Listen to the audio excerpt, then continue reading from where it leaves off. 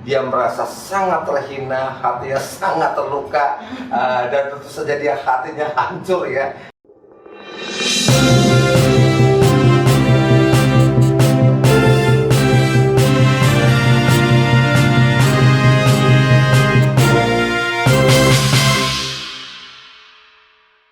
Halo sahabat Soekarnois, selamat datang di channel Bung Karno The Other Stories.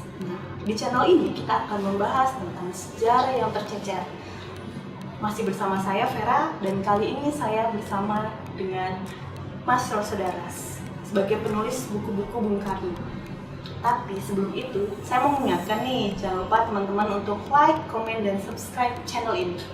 Mulai kita lanjut aja ya. Nah, seperti yang kita tahu nih, sosok Bung Karno itu identik dengan wanita-wanita. Iya, betul. Kali ini saya pengen membahas tentang gimana sih percintaan Bung Karno.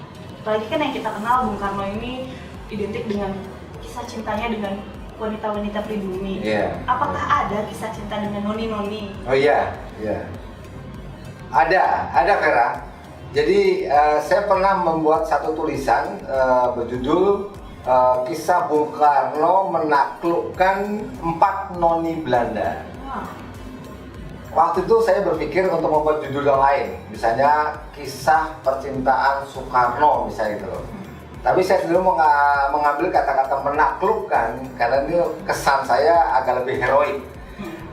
Kenapa juga menggunakan frasa menaklukkan? Karena yang ditaklukkan ini adalah gadis-gadis Belanda atau noni-noni Belanda. Sementara kita tahu bahwa Belanda itu menjajah kita kan, sehingga akhirnya saya mengambil judul kisah Bung Karno menaklukkan 4 noni Belanda.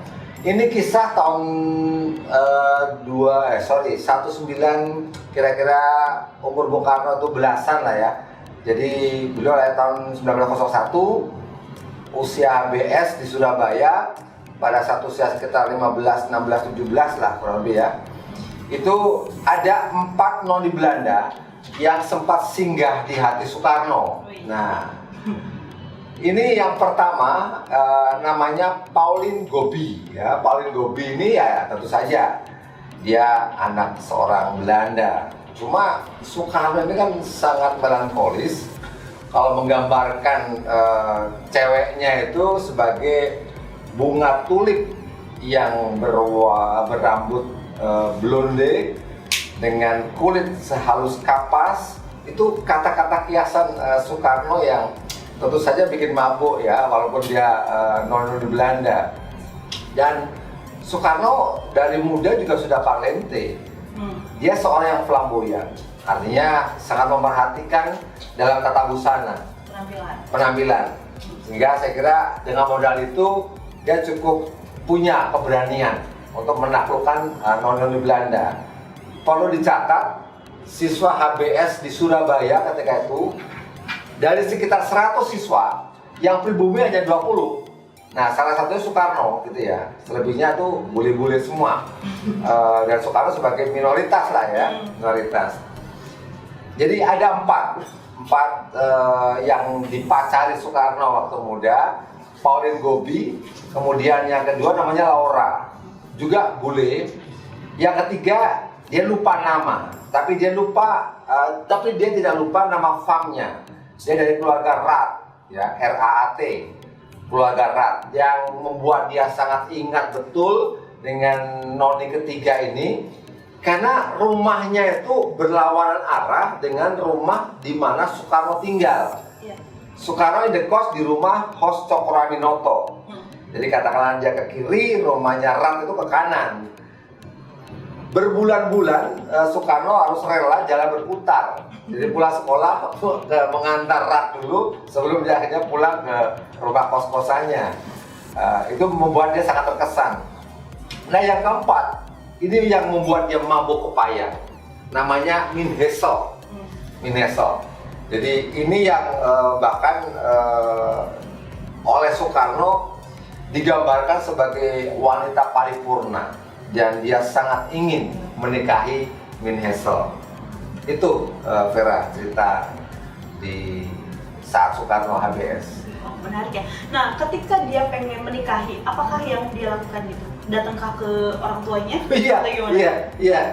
Ini Soekarno saya bilang sih kalau ini nekat sekali. Oh, gitu. Gini, dia udah jelas pribumi, ya. Dia nasib cewek Belanda. Ketika dia merasa inilah jodohku, ya. Itu yang dia lakukan betul-betul melamar. Betul-betul melamar. Dia datang, dia mengenakan pakaian yang menurut dia sudah paling bagus. Itu kalau kita lihat di foto-fotonya, itu kan dia menggunakan beskap Jawa ya. Jadi beskap Jawa kayak jas tapi dalam balutan kain ya, pakai belangkon ya waktu itu ya. Dengan umur yang masih 17 lah, kurang lebih 17. Ya ABG ya, dia sudah datang. Dia menggambarkan bahwa ketika itu dia tidak punya peci ya, topi ya. Kalau orang Belanda kan suka pakai topi gitu ya, pegangannya. Sehingga yang dia pegang hanya hati, supaya tidak takut ya ketika dia menyampaikan lamaran kepada orang tua Min Hessel itu. Dia jalan masuk pagar dan dia menghafal dengan bahasa Belanda. Udah diatur kalimatnya untuk dia nanti sampaikan kepada bapaknya si Min Hessel itu. Betul, ketika sampai dia permisi, yang keluar bapaknya, dan Soekarno betul-betul melakukan tindakan nekat, dia melamar. Jadi kurang lebih sih kata-katanya ya, bolehkah saya mengambil anak tuan gitu kan? Nah sampai di situ kalimatnya. Kalau kita lanjutkan pasti ya, bolehkah mengambil anak tuan sebagai istri saya? Tapi belum selesai kalimat sudah di stop gitu loh. Apa? Kamu Inlander kotor, dia hardik habis-habisan, dan dia harus diusir dengan sangat nista, keluar dari rumah saya. Gitu. Dia keluar. Itulah keseluruhan sakit hati yang diderita oleh Soekarno. Dia merasa sangat terhina, hatinya sangat terluka, dan tentu saja dia hatinya hancur ya. Niat melamar tapi dihardik dan tetap dikata-katain lah Inlander kotor, nggak pantas untuk putrinya gitu ya. Dan dia pulang dengan segenap keremuk redaman yang dialaminya. Lalu setelah itu, apakah nantinya si orang tuanya itu menyesal atau gimana? Kan seperti kita tahu ya, tokoh Bung Karno adalah setelah itu adalah seorang proklamator. Apakah dia akan bertemu lagi dengan kisah cintanya? Nah ini menarik. Jadi ya belum artinya orang tuanya tidak ada kata-kata menyesal. Karena menurut saya juga kalau kita lihat psikologi orang Belanda, ketika anaknya mau diambil sama Inlander, rakyat yang dia jajah ya pasti nggak setuju lah. Jadi dia nggak peduli orang ini akan menjadi presiden atau apa, dia nggak peduli. Yang penting jangan sampai anaknya diambil oleh Inlander kan gitu. Nah ini peristiwa yang kemudian terjadi kurang lebih 23-24 tahun kemudian. Tahunnya kira-kira 1942, 1943. Ini digambarkan dalam buku Bung Karno Penyambung Lidah Rakyat, tulisan Cindy Adam. Ketika itu masa pergolakan, dan Soekarno sedang jalan-jalan di Jakarta. Artinya dia sudah selesai pembuangan ya dari Bengkulu ya. Dan ketika itu tiba-tiba ada terdengar suara wanita memanggil namanya. Hei Soekarno. Dan dia nengok. Ya, saya Soekarno. Kemudian perempuan tadi sambil cekikikan bertanya, kamu tidak ingat saya? Dalam bahasa Belanda tentunya. Maaf, tidak nyonya, saya tidak kenal kamu.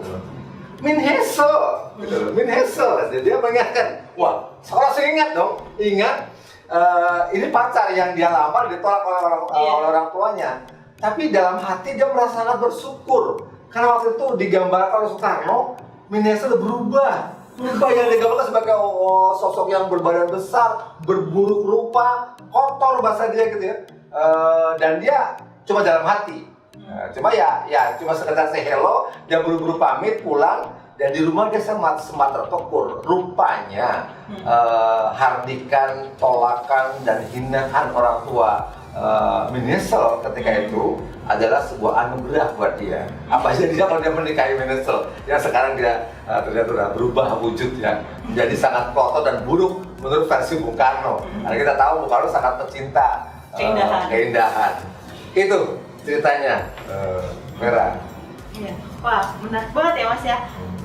Kalau misalnya seperti itu, apalagi sih Mas kira-kira pengalaman kisah cinta Bung Karno yang masih membekas? Misalnya kisah-kisah apa? Misalnya ketika ciuman pertamanya kah? Oh iya. Atau Iya. nanti dulu nih. Sebelumnya nanti kita Iya, akan iya, bahas iya, di iya, iya. cerita selanjutnya. Iya, iya, menarik, Masih menarik. bersama saya di Bung Karno The Other Stories.